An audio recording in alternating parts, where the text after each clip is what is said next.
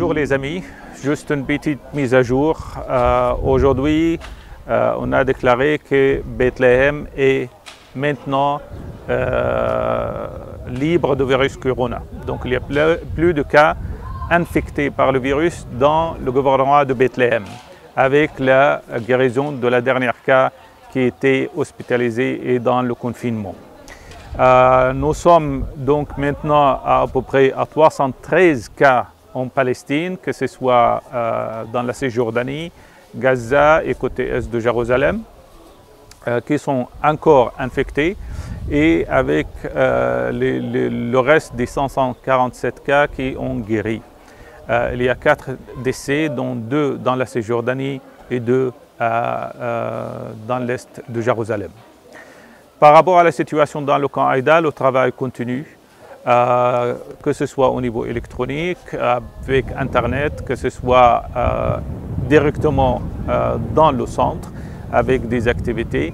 Le Tkiya, qu'on dit comme une sorte d'hospice qui travaille pour cuisiner des repas et fournir des repas chauds pour les familles nécessiteuses, bien préparé, bien enveloppé, et ça va directement dans les maisons pour les familles pour qu'on les aide à garder leur dignité, mais aussi pour leur sécurité et qu'elles restent sains et saufs.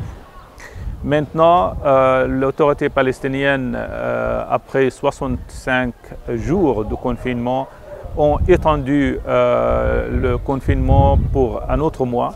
Et donc, ça fera pratiquement plus de 3 mois de confinement en total depuis le début de la pandémie sur Bethléem.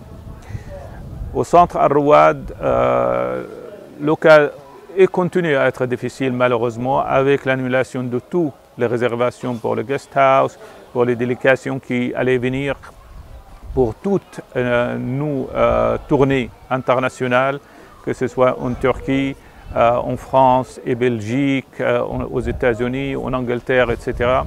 Les pertes sont énormes. D'ici jusqu'à mois d'octobre, avec toutes les annulations, ça dépasse les 80 000 $ malheureusement. Mais la vie continue. Depuis le début du Ramadan, on a continué cette initiative d'Otkiya au hospice pour préparer de cuisine, les repas cuisinés pour les familles dans le camp Haïda et dans la région autour. C'est à peu près 300 à 400 repas par jour diffusés à des familles dans le camp, mais aussi dans la région autour. C'est inclus aussi des portions pour le camp Beit Jibrin, des portions pour le camp de Hisham.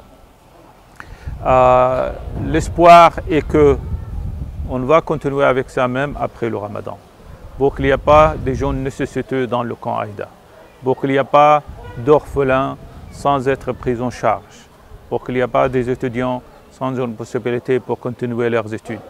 Et bien que les universités, les écoles sont fermées d'ici jusqu'à début août pour le moment, si ça ne s'étend plus, j'espère. Et donc, l'espoir est d'y travailler pour remédier aux besoins des familles, pour les garder dignes et en sécurité. Al-Rouad continue à travailler, continue à ouvrir pour fournir des possibilités. Et on ne pouvait pas le faire seul et on ne peut pas le faire seul. Donc, je remercie profondément tous ceux qui ont assisté à Al-Rouad et les partenaires dans le camp Haïda avec les autres associations pour nous aider à servir notre communauté le meilleur possible dans la dignité et le respect. Je remercie tous les amis d'Al-Rouad, toute l'équipe de Boum Boum dans la région parisienne et autour, et Albertville. Je remercie tous les amis d'Al-Rouad en France, en Belgique, en Norvège, aux États-Unis, en Angleterre, etc.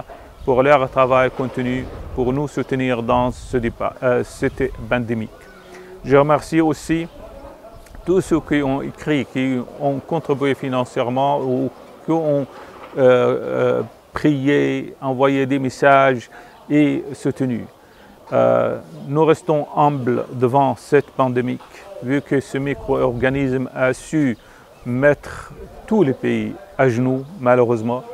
Et nous restons humbles pour dire à tous ces chefs d'État qu'il faudrait un peu prendre en conscience la bonté des choses pour le bien-être de leurs citoyens et que les défis sont énormes et qu'au lieu de s'investir dans les armes et dans les chars et dans les avions de combat, il faudrait mieux s'investir dans l'éducation, la culture, l'art, le bonheur de l'être humain et le bien-être de notre terre et de notre monde. Les choses qui nous regroupent doivent nous rapprocher les uns les autres et les choses où on a des différences doivent nous enrichir. Soyons partenaires pour que ce monde soit meilleur. Merci à vous tous et au plaisir de vous rencontrer dans une situation où tout le monde est les uns avec les autres, que tous ceux qui sont séparés soient réunis, que tous ceux qui sont éloignés se retrouvent, que toutes les familles se réunissent enfin et que tout retrouve leur être bien-aimé. Au plaisir de vous voir dans une Palestine libre, en commémorant ce jour-ci le Nakba après 72 ans d'occupation israélienne, avec cette occupation qui continue se renforce encore plus, avec ces plans d'annexation de partie de la Cisjordanie, d'ici jusqu'au juillet, il y a des plans pour annexer 2/3 de la Cisjordanie. Et donc les défis sont énormes, la colonisation qui continue, les attaques de colons sur des villages, des citoyens, des crachats qui sont envoyés pour contaminer les gens, etc. Le silence international vis-à-vis de l'occupation israélienne malheureusement continue, le soutien aveugle du gouvernement américain continue, mais nous sommes là, résilients, résistants et restés dans nos terres, sur nos terres, pour dire qu'on est là et qu'on va rester. Merci à vous et meilleurs jours à venir pour tous.